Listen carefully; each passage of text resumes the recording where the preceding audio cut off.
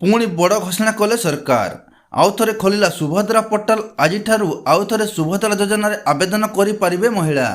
ଏଥର ସରକାର କିଛି ନିୟମ ମଧ୍ୟ ପରିବର୍ତ୍ତନ କରିଛନ୍ତି, ଯାହାକି ଜାଣିବା ରାଜ୍ୟର ସବୁ ସୁଭଦ୍ରା ହିତାଧିକାରୀଙ୍କ ପାଇଁ ଅତ୍ୟନ୍ତ ଜରୁରୀ। ଏଥର ସୁଭଦ୍ରା ଯୋଜନାରେ ସାମିଲ ସେହିମାନେ ହେବେ ଯେଉଁମାନଙ୍କୁ ମାର୍ଚ୍ଚ 31 ସୁଦ୍ଧା 21 ବର୍ଷ ହୋଇଥିବ, ଆଉ ସେମାନେ ସୁଭଦ୍ରା ଟଙ୍କା ପାଇବାର ସମସ୍ତ କ୍ରାଇଟେରିଆ ପାଳନ କରୁଥିବା ନିତାନ୍ତ ଆବଶ୍ୟକ। ବଡ଼ କଥା ହେଲା, ଯେଉଁମାନେ ପୂର୍ବରୁ ଆବେଦନ କରିପାରିନଥିଲେ କିମ୍ବା କୌଣସି କାରଣରୁ ବାଦ୍ ପଡ଼ିଥିଲେ ସେମାନେ ଏଥର ଆବେଦନ କରିପାରିବେ ବୋଲି ଉପମୁଖ୍ୟମନ୍ତ୍ରୀ ପ୍ରଭାତୀ ପରିଡ଼ା କହିଛନ୍ତି।